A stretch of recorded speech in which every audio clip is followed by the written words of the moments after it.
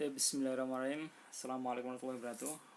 Ini adalah kuliah filsafat pertemuan ketiga, kuliah filsafat ilmu pertemuan ketiga eh, dengan judul substansi filsafat ilmu. Oke, sebelum kita masuk ke substansi filsafat ilmu, saya jelaskan sedikit mengenai filsafat ya. Filsafat, apa itu filsafat? Filsafat adalah pemikiran manusia yang berusaha menyelidiki hakikat yang sebenarnya dari segala sesuatu. Menyelidiki hakikat yang sebenarnya dari segala sesuatu. Jadi, inti dari filsafat itu adalah membahas mengenai hakikat atau realitas kenyataan yang ada. Apa realitasnya, apa kenyataan yang ada, itu adalah inti dari filsafat. Jadi membahas mengenai realitas, kenyataan, hakikat dari segala sesuatu. Segala sesuatu di sini adalah segala yang ada dan yang mungkin ada. Yang ada itu yang nampak, nah, yang bisa dilihat, atau yang mungkin ada. Yang mungkin ada itu yang bisa jadi akan ada. Nah, ini. Nah, selanjutnya filsafat juga merupakan usaha mencari sebab yang sedalam-dalamnya, artinya mencari penyebab dari segala sesuatu sampai seakar-akarnya. Jadi sebabnya itu apa? Itu misal mencari sebab adanya bumi itu tercipta dari apa? Itu sampai bumi itu yang menciptakan siapa? Nah, itu nama mencari penyebab sedalam-dalamnya, seakar-akarnya itu. Nah, tentang segala sesuatu. Nah, yang ada dan yang mungkin ada. Tadi sudah saya katakan, yang ada itu yang bisa kita lihat, kita dengar, kita rasakan, atau yang mungkin ada, sesuatu yang bisa jadi ada atau bisa jadi yang akan ada. Nah, itu filsafat. Jadi membahas mengenai sesuatu yang kita lihat dan sesuatu di balik yang kita lihat, membahas mengenai benda dan apa yang ada di benda itu, membahas mengenai kejadian dan apa di balik kejadian itu. Nah, itu namanya filsafat. Nah, dia bukan hanya membahas kejadiannya, tapi nilai apa, hakikat apa, realitas apa yang ada di balik kejadian tersebut. Nah, serta filsafat itu berusaha untuk mencari kebijaksanaan dari yang ada, mencari nilai-nilai bijak dari yang ada. Itu adalah inti filsafat ya. Intinya filsafat itu mencari hakikat, realitas, kenyataan yang ada dari segala yang ada dan yang mungkin ada, serta mencari penyebabnya itu dan kebijaksanaan di balik yang ada. Itu secara umum filsafat itu seperti itu. Nah, kita masuk ke pengetahuan. Nah, pengetahuan dan ilmu. Nah, nanti kita akan komparasikan apa perbedaan filsafat dan ilmu. Tapi sekarang kita membahas, banyak orang bertanya, pengetahuan dan ilmu beda atau sama? Mungkin kebanyakan orang akan mengatakan sama. Pengetahuan dan ilmu itu sama. Nah, tapi sebenarnya antara pengetahuan dan ilmu itu sangat jauh. Nah, pengetahuan itu adalah segala hal yang diketahui manusia dan belum tentu benar. Nah, segala sesuatu yang diketahui manusia dan belum dipastikan kebenarannya, itu namanya pengetahuan. Jadi kita tahu, apapun yang kita tahu itu pengetahuan, baik itu benar ataupun salah, itu pengetahuan. Nah, tapi kalau pengetahuan itu sudah diverifikasi, sudah diuji, sudah diuji, diverifikasi, sudah sudah dilakukan pengujian dan itu dikatakan benar, barulah itu dikatakan ilmu. Nah, itu perbedaannya. Jadi pengetahuan segala sesuatu yang diketahui manusia dan itu belum tentu benar, bisa jadi itu benar, bisa jadi itu salah. Tapi kalau ilmu itu sudah diuji, maka dia sudah dapat dipertanggungjawabkan kebenarannya. Nah, ini ilmu. Kita ambil contoh, kalau kalian melihat ke atas, melihat bulan pada malam hari itu, setiap orang akan mengatakan bahwa bulan itu berwarna kuning, atau bulan itu mengeluarkan cahaya warna kuning. Nah, bulan itu bercahaya bulan itu mengeluarkan cahaya seperti matahari mengeluarkan cahaya. Nah, itu nama ilmu. Itu namanya pengetahuan. Itu namanya pengetahuan. Jadi kita tahu bulan itu mengeluarkan cahaya kuning, bulan itu berwarna kuning. Nah, itu pengetahuan. Itu belum diverifikasi, itu belum diuji. Nah, itu belum verifikasi, belum diuji. Nah, itu namanya pengetahuan. Nah, tapi kalau sudah kita verifikasi, kita datangi, kemudian kita lihat dari dekat, itu seperti astronot mendatangi bulan, melihat dari dekat, mengelilingi bulan, mengambil sampel bebatuan dari bulan, itu ternyata bulan itu dia tidak mengeluarkan cahaya. Nah, bulan itu hanya memantulkan cahaya. Bulan itu juga tidak berwarna kuning seperti yang kita lihat di bumi. Nah, maka astronot menyimpulkan bahwa setelah dia mendekati dan meneliti, astronot menyimpulkan bahwa bulan itu tidak mengeluarkan cahaya tetapi hanya memantulkan cahaya. Yang kedua, bulan itu tidak berwarna kuning. Nah, bulan itu kering, tandus, dan lain sebagainya. Nah, itu baru dikatakan ilmu.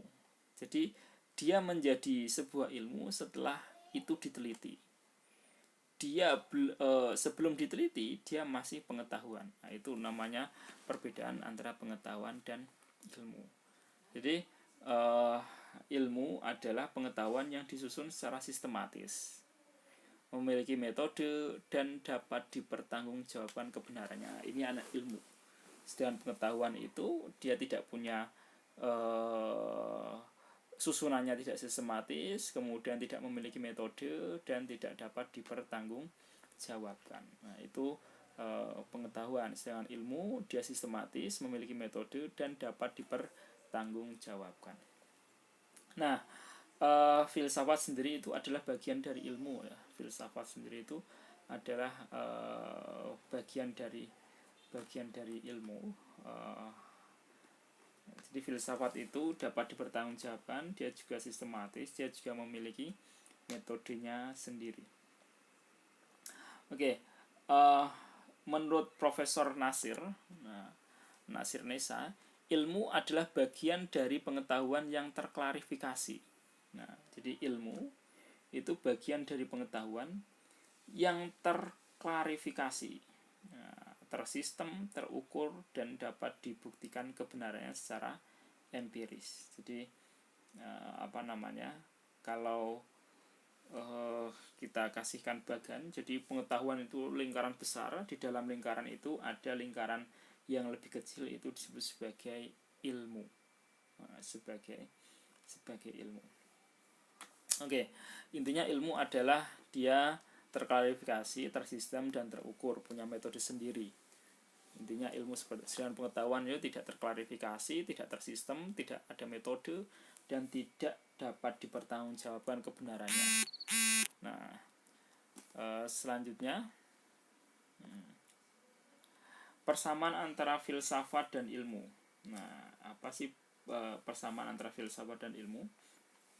Nah, filsafat itu sendiri dan ilmu persamaannya sama-sama berpikir reflektif dan sistematis. Jadi baik ilmu ataupun filsafat itu sama-sama berpikir reflektif dan sistematis. Yang kedua adalah berusaha mencari kebenaran yang mutlak serta menyelidiki objek selengkap-lengkapnya. Nah, jadi filsafat itu yang mencari kebenaran, ilmu juga mencari kebenaran itu. Nah, yang selanjutnya keduanya memberikan pengertian mengenai hubungan koheren antara satu kejadian dengan kejadian yang lain. Antara satu kejadian dengan kejadian yang lain itu selalu berkaitan. Ilmu juga mengaitkan satu kejadian dengan kejadian yang lain. Demikian pula filsafat menghubungkan antara satu kejadian dengan kejadian yang lain. Kemudian selanjutnya keduanya memberikan sintesis. Sintesis itu penyelarasan dari postulat-postulat yang ada. Jadi argumen-argumen yang ada itu diselaraskan, disimpulkan menjadi satu kesimpulan yang selaras. Nah, selanjutnya keduanya mempunyai metode dan sistem tersendiri. Jadi baik filsafat itu punya sistem sendiri dan punya metode sendiri. Kedua-duanya sama-sama punya metode sendiri, mempunyai sistem sendiri. Selanjutnya keduanya hendak memberikan penjelasan tentang fakta yang timbul dari objek yang dikaji. Jadi filsafat itu mengungkapkan fakta, itu ilmu juga mengungkapkan fakta. Hanya saja kalau ilmu dia mengungkapkan fakta apa adanya, kalau filsafat itu mengungkapkan fakta sekaligus mengungkapkan nilai di balik fakta itu, mengungkapkan realitas kenyataan di balik fakta tersebut. Nah, ini persamaan jadi antara filsafat dan ilmu, sama-sama mengungkapkan fakta. Oke, kita sekarang masuk ke perbedaan antara filsafat dan ilmu. Apa sih perbedaan antara filsafat dan ilmu? Nah, tentu beda, kajiannya beda. Jadi ilmu itu kalau dalam bahasa Inggris namanya science. Ilmu itu science. Nah, kalau filsafat dalam bahasa Inggrisnya adalah filosofi. Nah, antara science dan filosofi itu berbeda. Nah, bedanya di mana? Oke, dari lapangan kajian. Nah, lapangan kajian daerah yang dikaji. Nah, kalau ilmu pengetahuan itu adalah segala sesuatu di alam ini.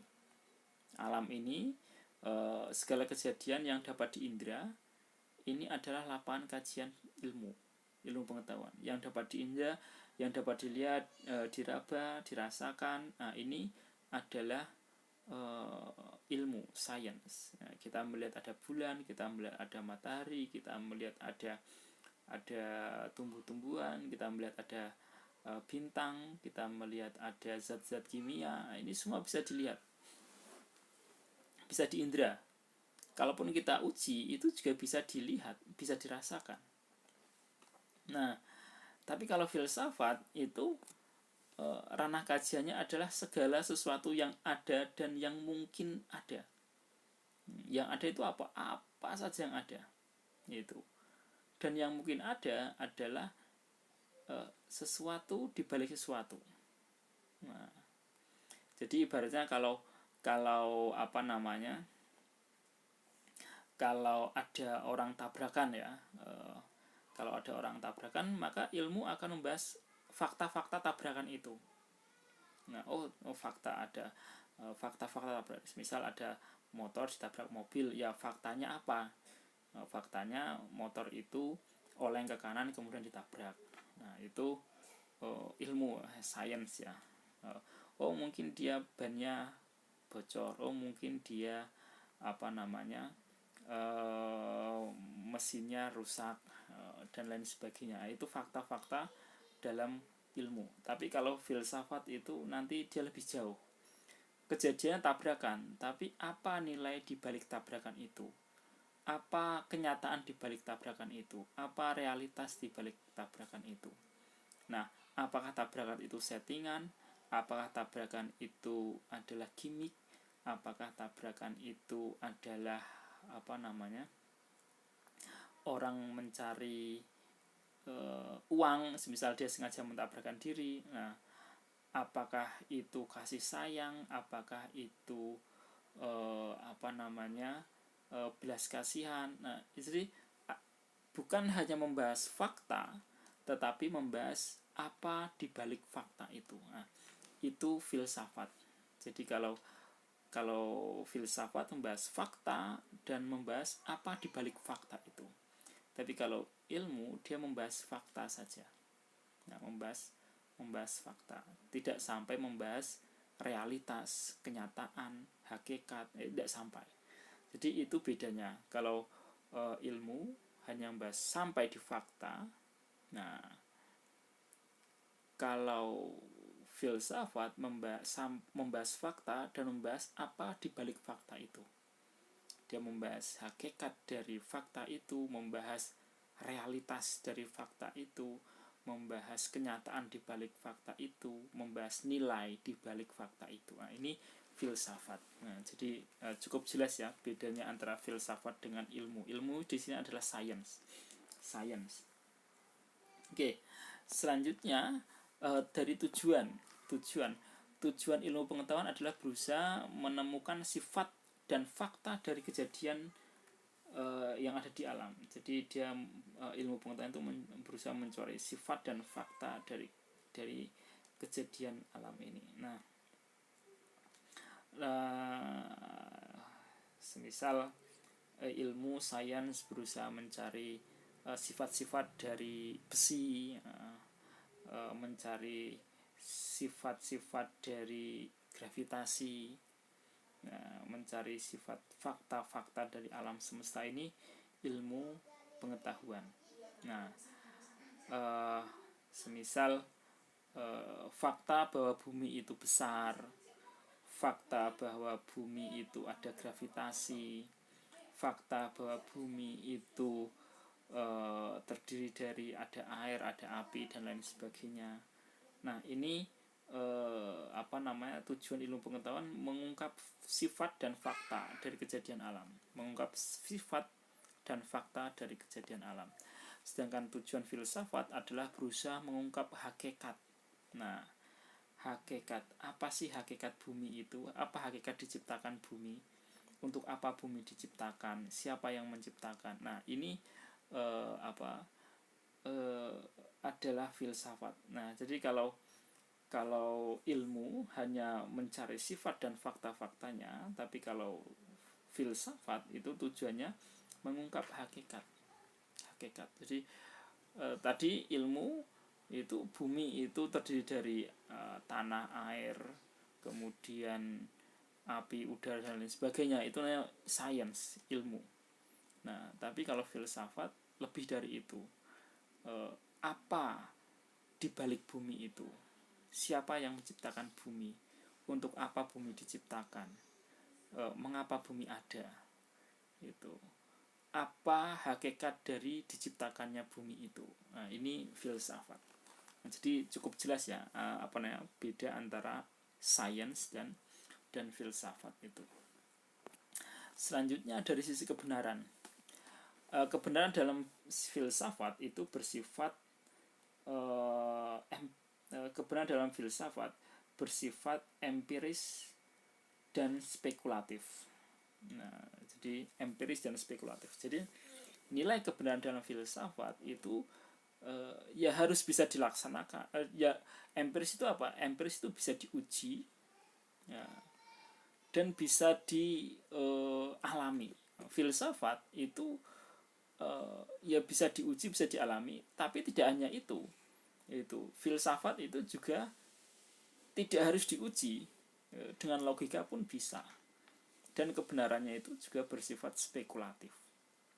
Berbeda dengan pengetahuan. Kalau ilmu pengetahuan itu nanti ini.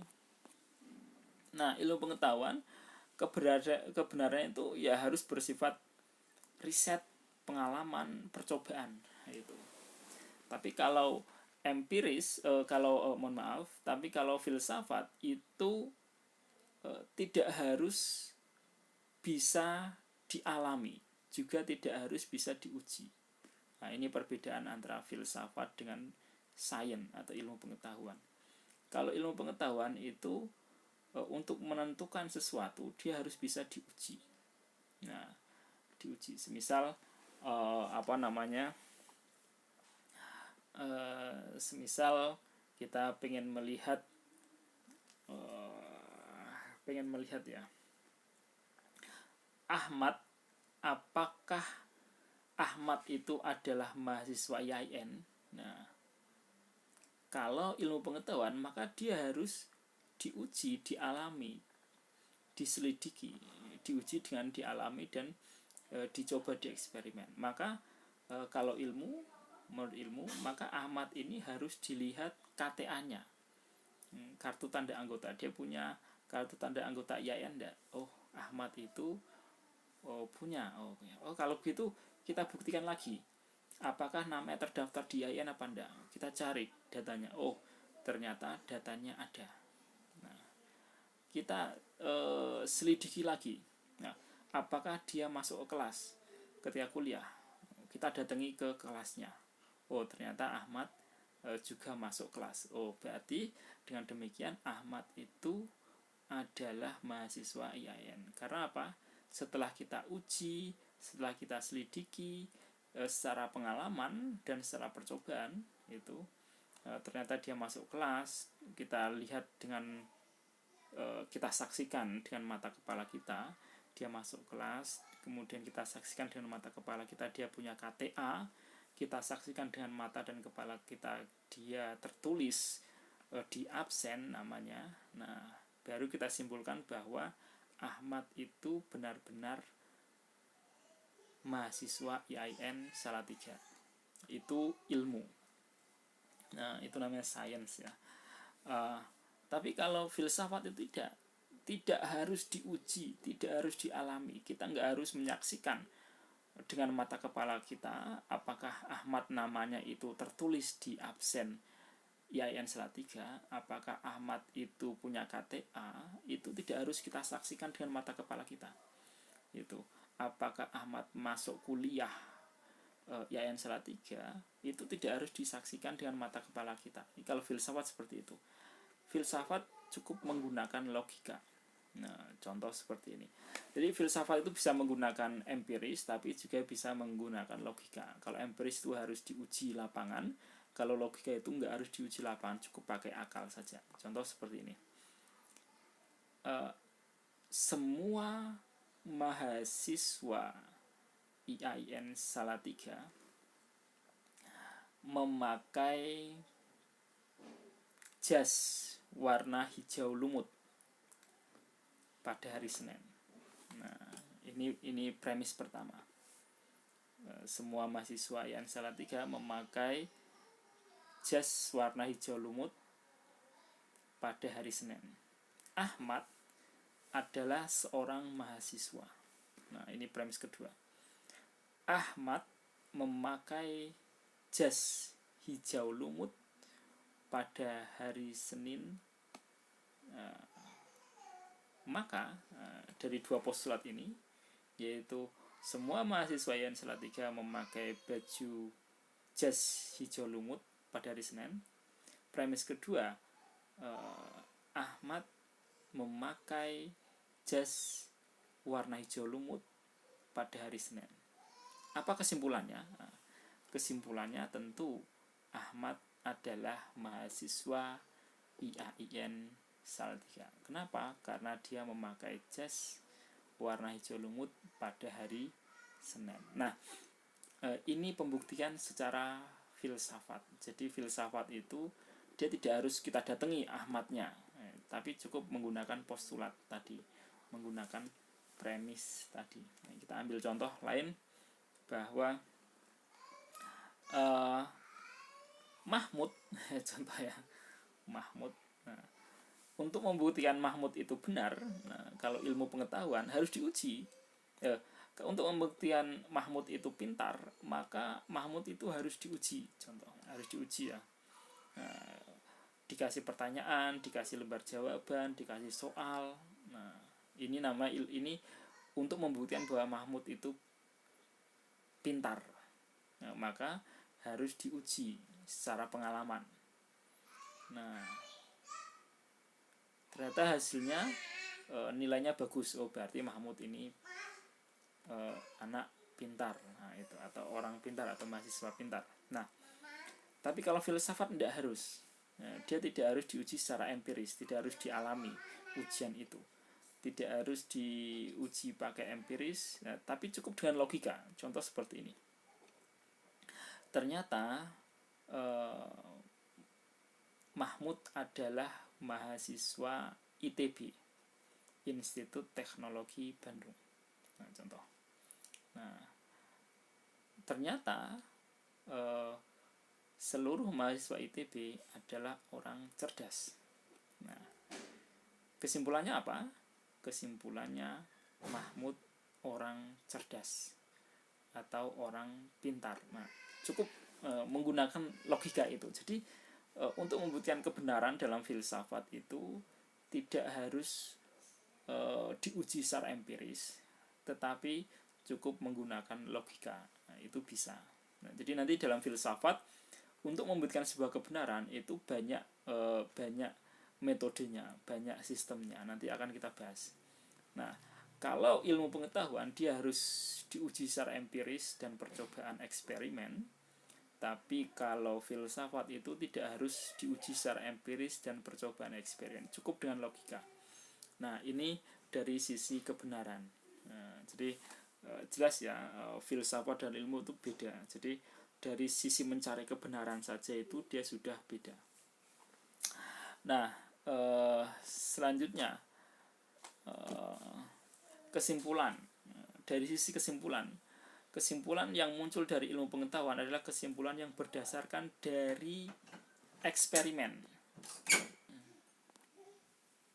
Kesimpulan yang muncul dari ilmu pengetahuan adalah kesimpulan yang berdasarkan dari percobaan.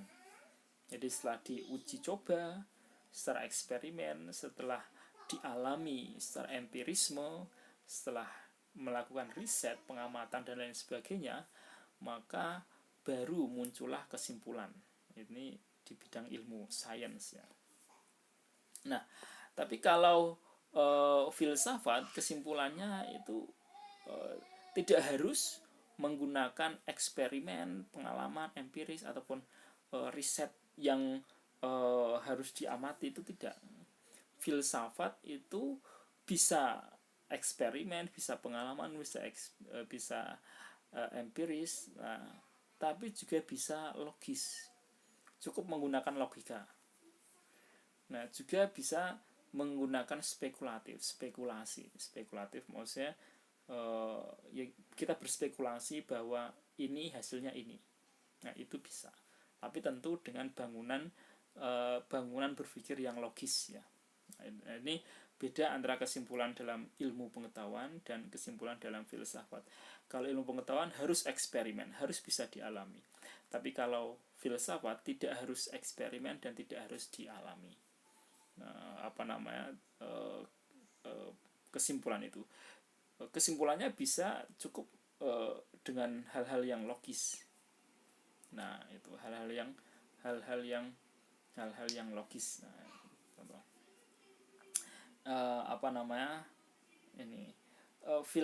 Ilmu itu hanya menjangkau sesuatu yang bisa diindra. Tapi filsafat itu menjangkau semuanya. Baik yang bisa diindra maupun yang tidak bisa diindra. Nah, itu filsafat. Nah, misal kayak etika itu masuk dalam ranah kajian filsafat ya. Oke, selanjutnya filsafat ilmu menurut para ahli. Nah, kita masuk ke filsafat ilmu. Nah, jadi tadi kita sudah membahas apa bedanya filsafat dan apa bedanya ilmu. Nah, lalu bagaimana kalau kita gabungkan filsafat ilmu? Nah, jadi filsafat ada ilmu ya. Bagaimana kalau kita gabungkan? Nah, maka ketika kita gabungkan, maka filsafat itu membahas mengenai hakikat, ya toh. Dia membahas mengenai hakikat. Sedangkan ilmu itu membahas mengenai fakta. Membahas mengenai fakta. Jadi kalau ilmu membahas mengenai fakta, sedangkan filsafat itu membahas fakta dan membahas di balik fakta itu, maka kalau filsafat ilmu adalah membahas mengenai fakta-fakta pengetahuan dan hakikat-hakikat di balik pengetahuan itu. Nah, itu filsafat ilmu. Jadi inti dari filsafat ilmu adalah kita membahas mengenai hakikat ilmu. Filsafat itu artinya hakikat, ilmu itu adalah ilmu. Nah, pengetahuan yang telah diuji. Maka kita membahas mengenai hakikat ilmu. Nah, hakikat ilmu.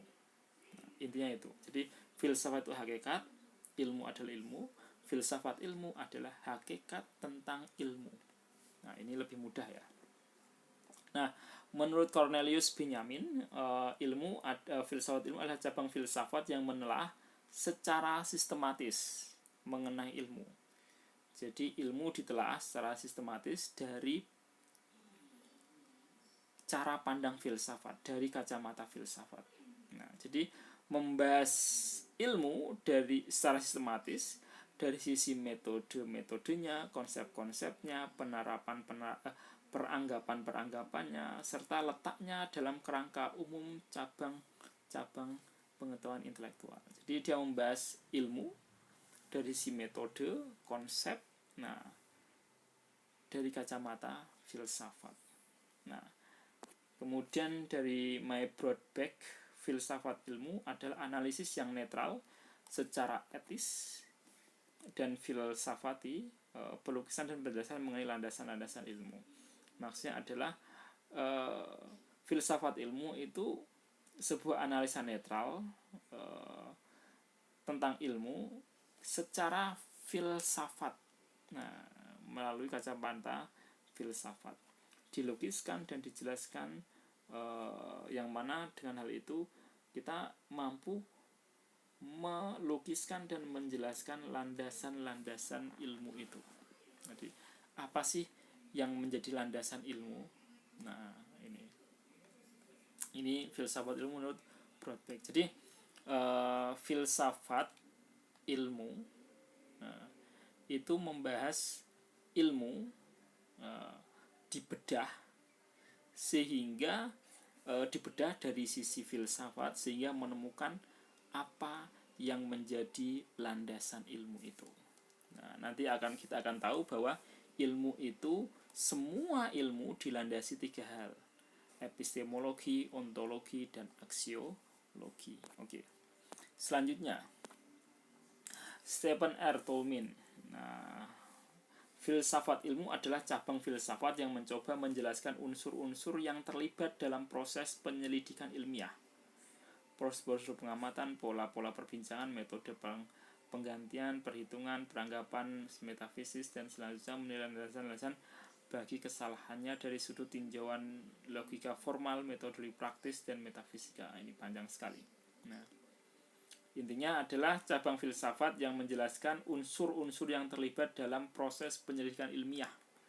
Itu menyelidiki unsur-unsur ilmu itu sendiri. Nah, dari sudut logika formal, metodologi, metode praktis, serta dari sudut metafisika.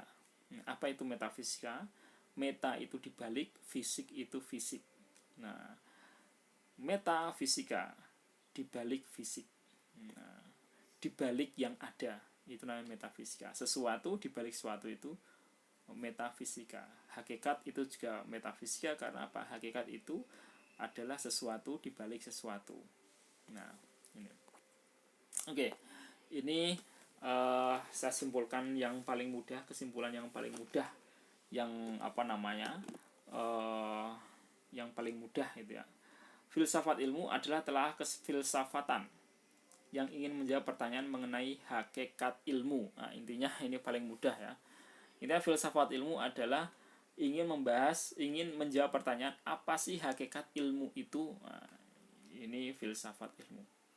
Kemudian ditinjau dari sisi ontologisnya, epistemologisnya, maupun aksiologisnya. Nah, ini filsafat ilmu,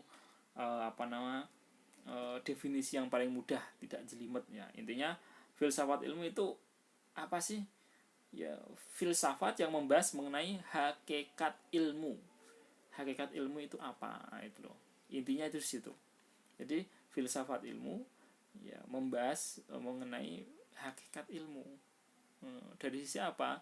Ontologis, epistemologis, dan aksiologis. Nah, ontologis itu apa? Ontologis itu hakikat itu sendiri.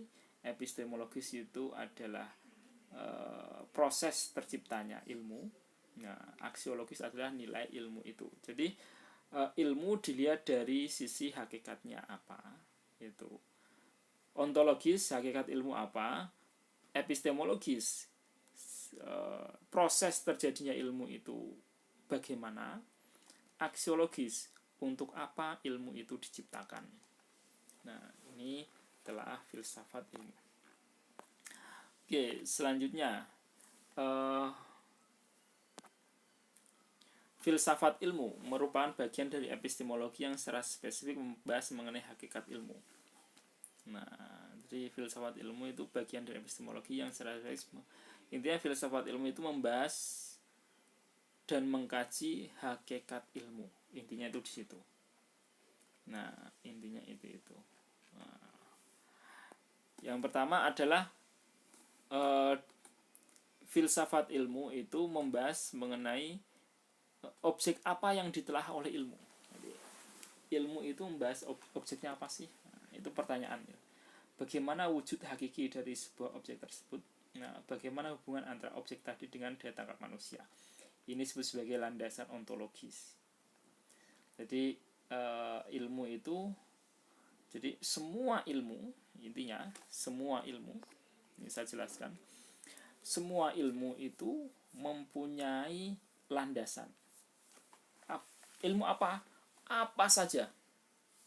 Semua ilmu yang ada di dunia ini, baik ilmu politik, ilmu fisika, ilmu matematika, ilmu biologi, ilmu hadis, ilmu tafsir, ilmu humaniora, ilmu sosial, ilmu hukum, dan semua etika, dan semua ilmu itu pasti mempunyai 3 hal atau dilandasi oleh 3 hal.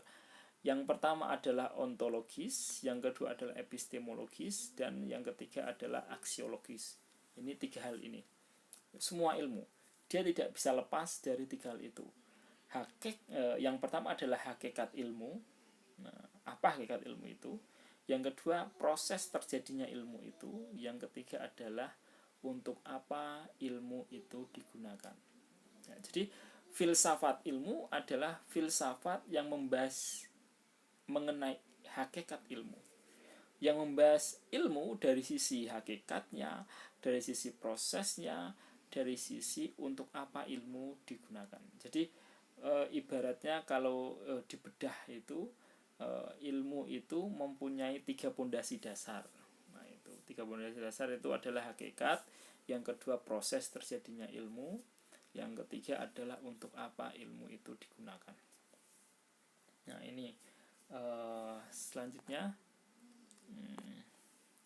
substansi filsafat ilmu, Ismaun. Substansi apa sih substansi filsafat ilmu? Substansi filsafat ilmu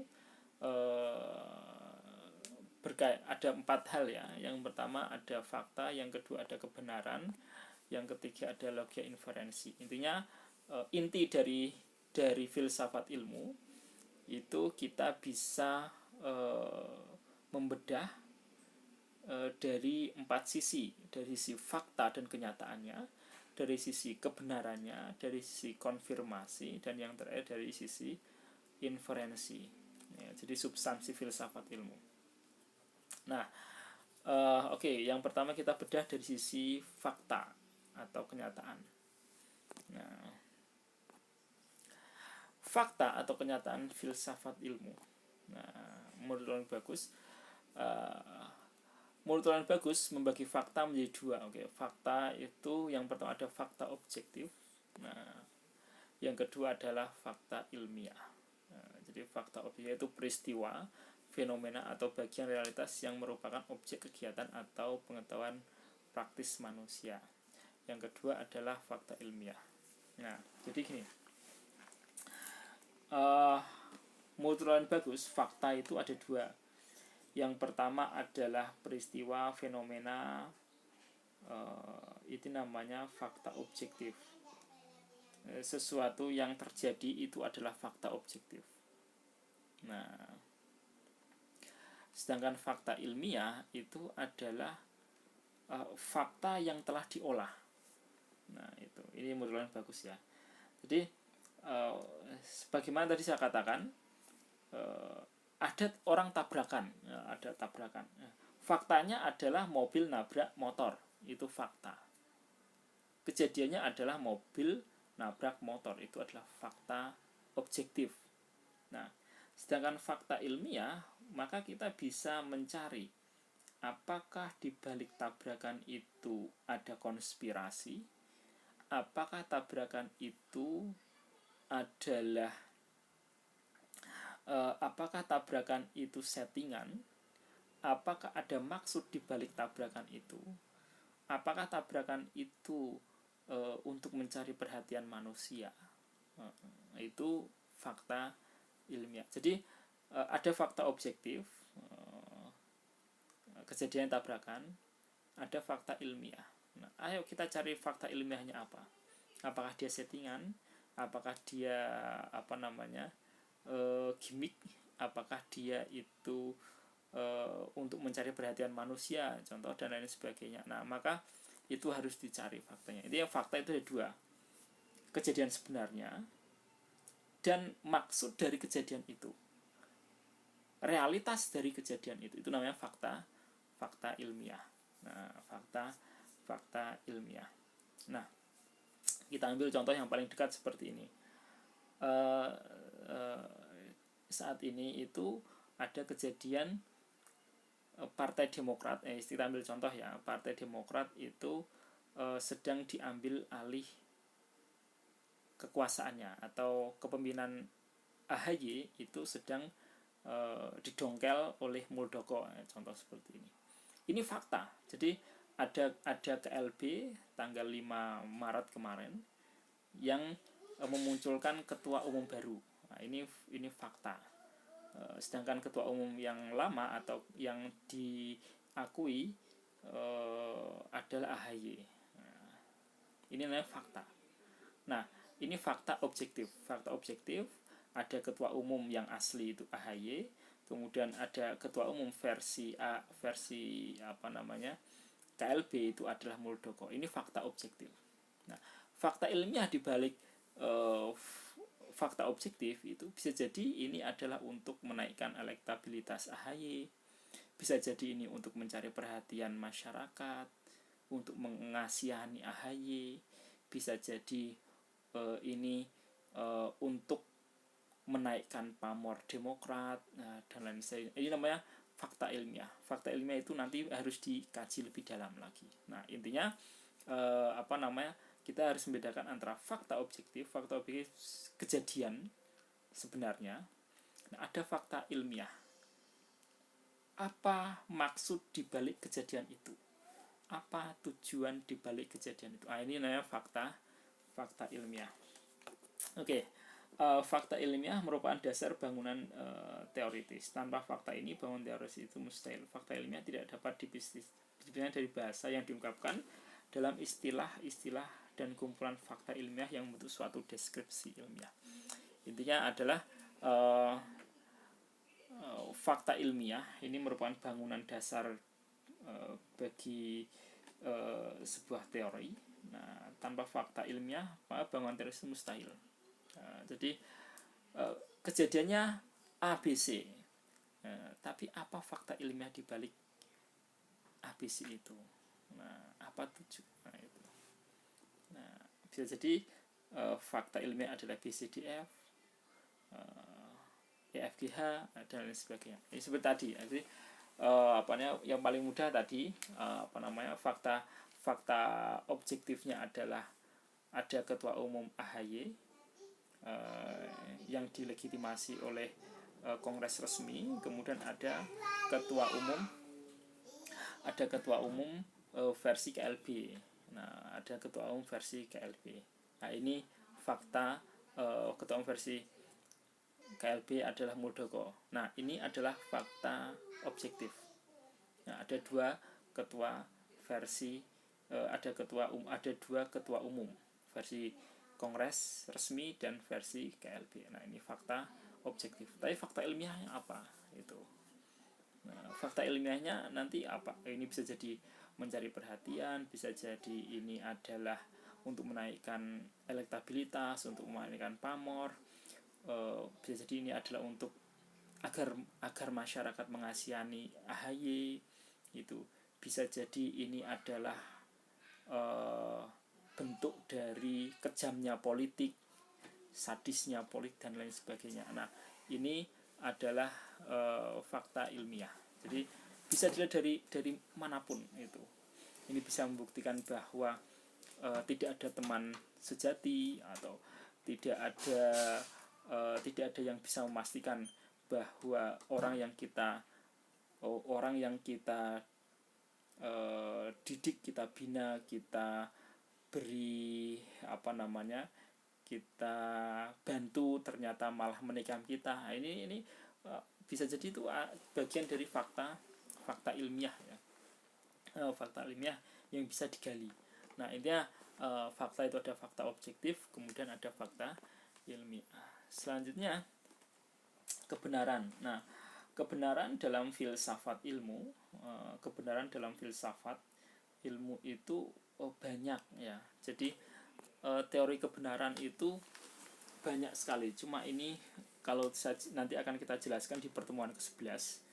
Jadi teori-teori kebenaran itu sangat banyak. Nah, sangat banyak. Jadi tidak mungkin saya jelaskan semua. Jadi ada teori kebenaran korespondensi, kemudian ada teori kebenaran koherensi, kemudian ada teori pragmatis. Ini 3 saja ya. Jadi teori kebenaran korespondensi ini dikatakan benar kalau sesuatu dikatakan benar kalau sesuatu itu sama antara ucapan dan kenyataan, antara ucapan dan fakta itu sama. Contoh, saya mengatakan bahwa ibu kota Indonesia adalah Jakarta. Ini adalah benar. Kenapa? Karena korespon antara fakta dan realitas. Kenyataannya bahwa ibu kota Indonesia itu adalah Jakarta. Nah, tapi kalau saya mengatakan ibu kota Malaysia adalah Surabaya, ya, tentu ini tidak benar, tidak korespon. Antara ucapan dan fakta tidak sama. Nah, ibu kota Malaysia bukan Surabaya, tetapi Kuala Lumpur. Nah, ini teori kebenaran. Jadi teori kebenaran korespondensi lah antara ucapan dan kenyataan harus sama. Contoh, saya mengatakan bahwa bulan itu kotak. Itu benar atau salah? Tentu salah. Karena apa? Karena bulan itu bukan kotak, tapi bulan itu bulat. Nah, atau bundar ya, bulan itu bundar. Nah, ini. Nah,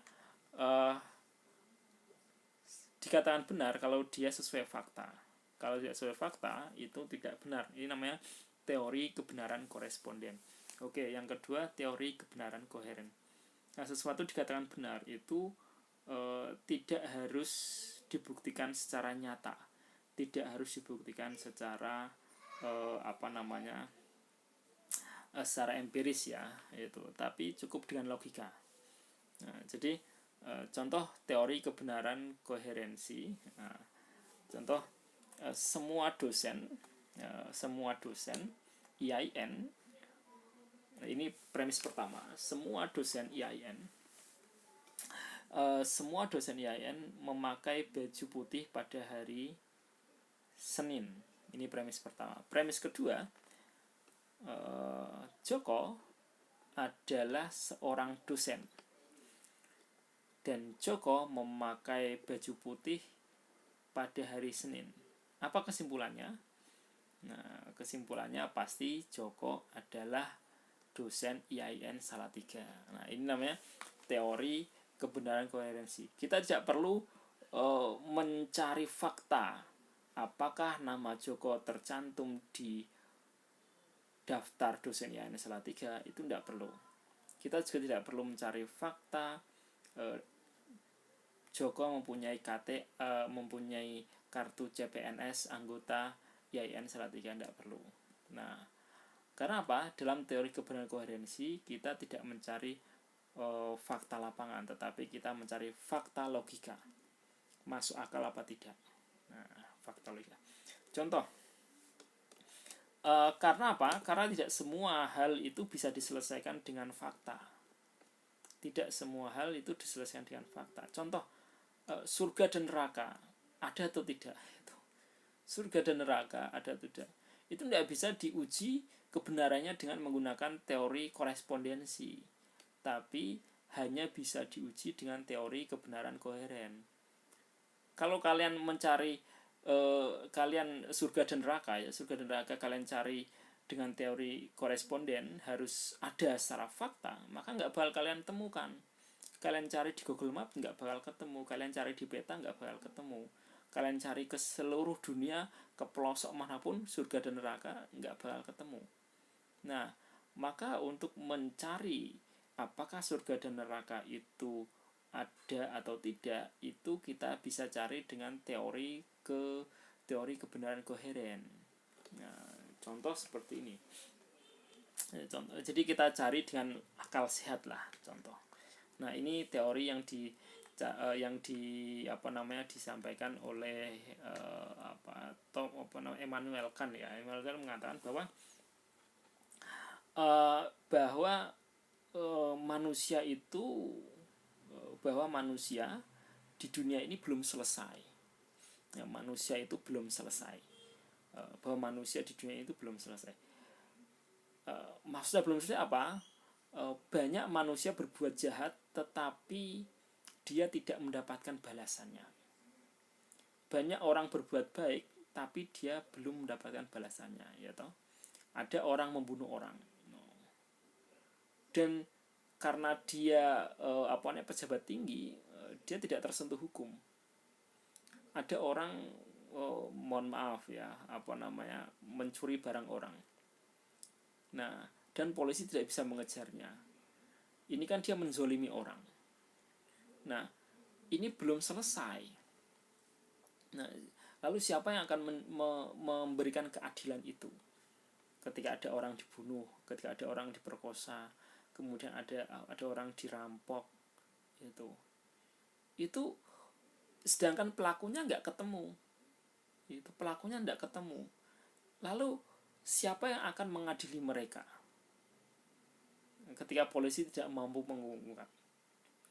Maka secara logika tentu harus ada hakim tertinggi. Hakim tertinggi itu adalah Allah, Tuhan semesta alam. Dia yang akan menghakimi setiap pelaku kejahatan. Nah, dia akan menghakimi setiap, di mana? Di akhirat kelak. Maka adanya surga dan neraka itu menjadi logis karena manusia butuh hakim tertinggi. Nah, orang yang baik akan dimasukkan ke surga, orang yang jahat, yang merampok, memperkosa, membunuh, dan lain sebagainya itu akan dimasukkan ke neraka. Jadi logika kebenaran itu nggak harus. Jadi dari sini adanya surga dan neraka itu menjadi logis, menjadi masuk akal. Keberadaan surga dan neraka itu menjadi masuk akal, menjadi benar ketika kita mengungkap kebenaran itu menggunakan teori koheren. Nah, tidak menggunakan teori koresponden. Kalau kita menggunakan teori koresponden, surga dan neraka nggak bakal ketemu, nggak bisa dicari, nggak bisa dirasakan, nggak bisa diuji secara empiris, nggak bisa itu, karena nggak bisa dilihat surga dan neraka saat ini. Nah, itulah kebenaran dalam filsafat. Teori kebenaran dalam filsafat itu banyak. Ada teori kebenaran korespondensi, yang kedua teori kebenaran koherensi, yang ketiga ada teori kebenaran pragmatis. Apa itu teori kebenaran pragmatis? Sesuatu dikatakan benar bila sesuatu dikatakan benar bila sesuatu itu bermanfaat. Jadi teori kebenaran pragmatis itu mengatakan yang benar itu adalah yang berguna dan yang bermanfaat. Nah, bukan yang sesuai fakta, tidak. Nah, tidak sesuai fakta. Jadi kalau korespondensi kan sesuatu yang benar adalah yang sesuai fakta. Tapi kalau teori kebenaran pragmatis, yang benar itu adalah yang berguna dan bermanfaat. Kita ambil contoh ya. Nah, kalian membeli sepatu kickers atau sepatu, kalau kickers ya yang mahal ya, dan itu harganya mungkin 1.500.000. Nah, kira-kira sepatu kickers yang 1.500.000 itu bermanfaat enggak kalau kalian bawa ke kamar mandi misal kamar mandi. Tentu tidak bermanfaat. Ketika kamar mandi kalian pakai sandal jepit ya. Nah, gitu. Artinya apa? Sandal jepit itu lebih bermanfaat di kamar mandi daripada sepatu kickers kalian. Nah, itu contoh. Artinya yang bermanfaat itu belum tentu yang mahal. Yang bermanfaat itu belum tentu sesuatu yang wah, itu enggak. Nah, yang bermanfaat itu sesuatu yang sesuai dengan tujuannya. Nah, seperti itu. Oke, contoh seperti ini. Kalian dalam kemacetan kalian naik motor atau naik mobil jadi gini, ketika kalian dituntut untuk cepat sampai di tempat rapat, misal ada rapat jam 10 ya, itu ternyata ketika kalian pakai mobil itu kan macet ya, itu kira-kira bisa sampai nggak tepat waktu dengan keadaan macet seperti itu? Tentu tidak bisa. Kalian tentu membutuhkan kendaraan yang lebih gesit, mampu menerobos kemacetan, yaitu apa? Naik motor. Nah, maka dalam hal ini naik motor itu lebih cepat menyampaikan ke tempat daripada mobil. Maka motor itu lebih bermanfaat. Maka motor itu, menggunakan motor lebih benar, lebih pragmatis daripada menggunakan mobil. Nah, ini namanya teori kebenaran pragmatis. Jadi sesuatu yang dikatakan benar itu belum tentu yang mewah, yang mahal itu. Tapi enggak.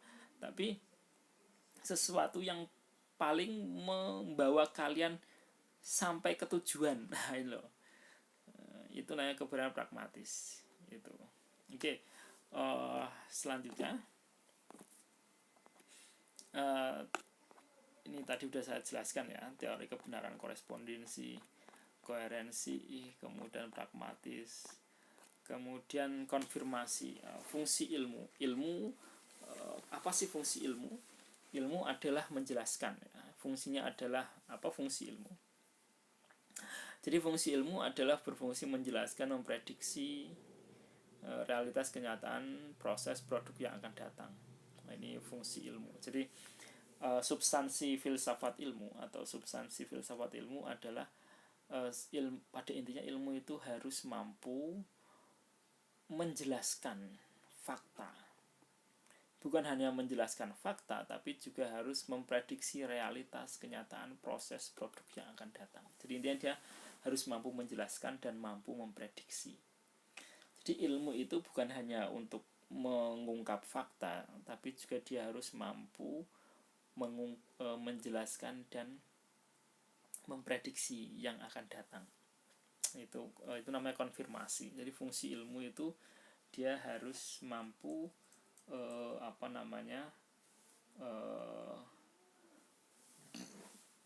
memprediksi.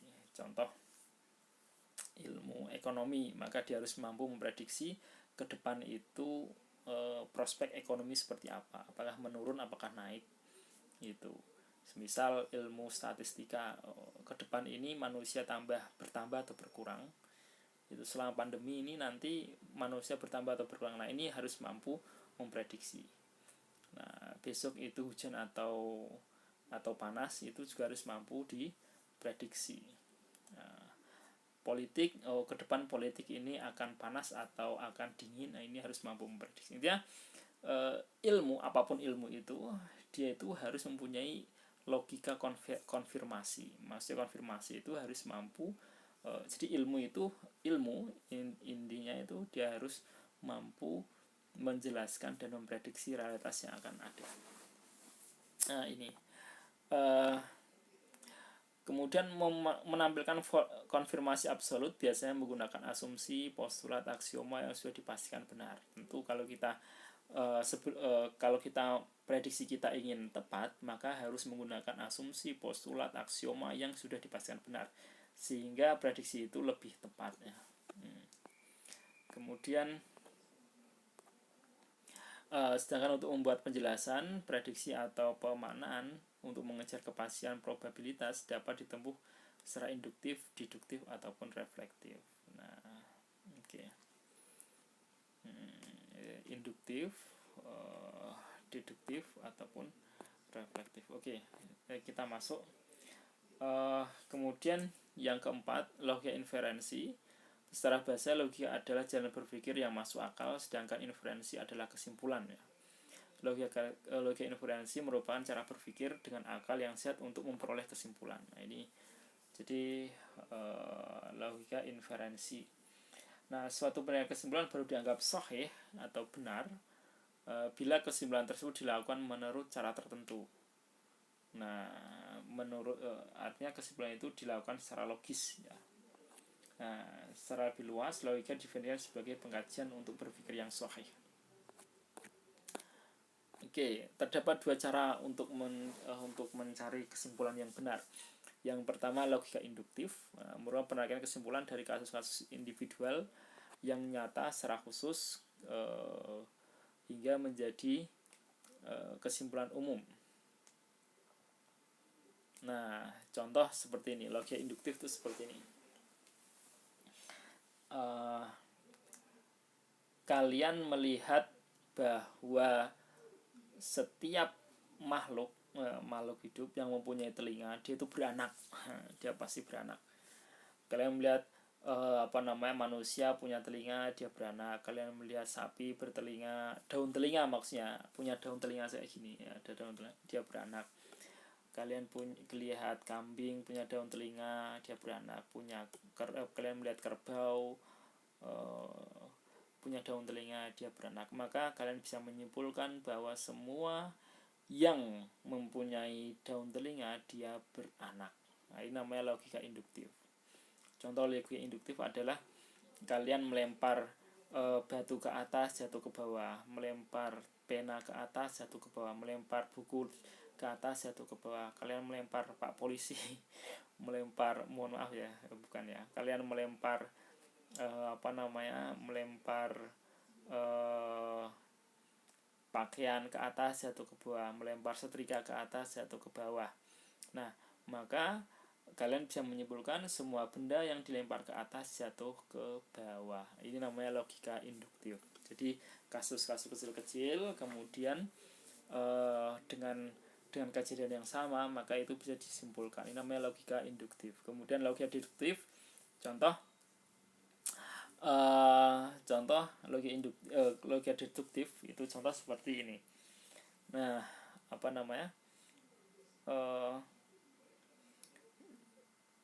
semua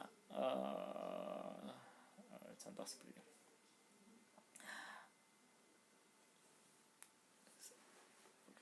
Mahmud atau Ahmad ya, Ahmad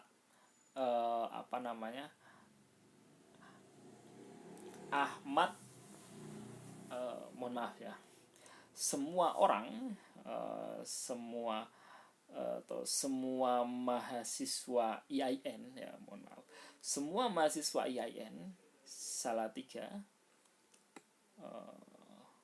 adalah muslim atau beragama Islam. Semua mahasiswa IAIN Salatiga beragama Islam. Nah, Tony adalah mahasiswa IAIN. Kesimpulannya apa? Tony pastilah beragama Islam. Nah, ini contoh logika deduktif. Jadi semua mahasiswa IAIN Salatiga beragama Islam. Ini premis pertama. Premis kedua, Tony adalah mahasiswa IAIN Salatiga. Maka kesimpulannya adalah Tony pastilah beragama Islam. Nah, ini namanya logika deduktif. Nah, contoh lain lagi adalah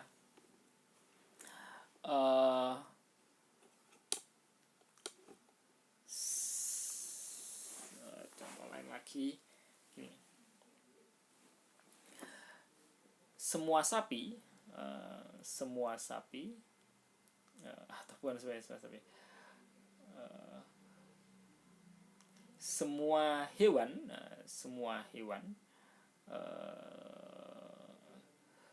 atau mohon maaf ya, semua sapi menghasilkan susu. Nah, contoh, semua sapi menghasilkan susu.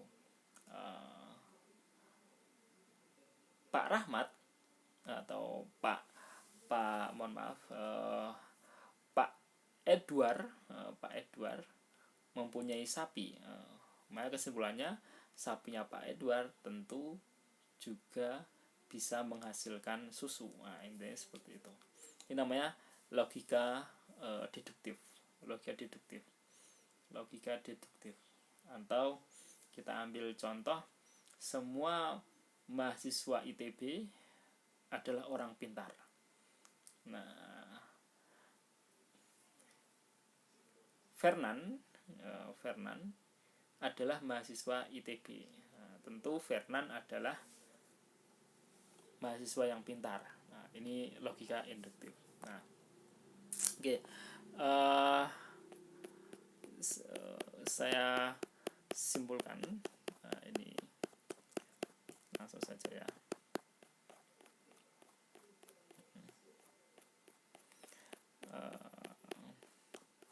Saya ulangi. Oh, ini.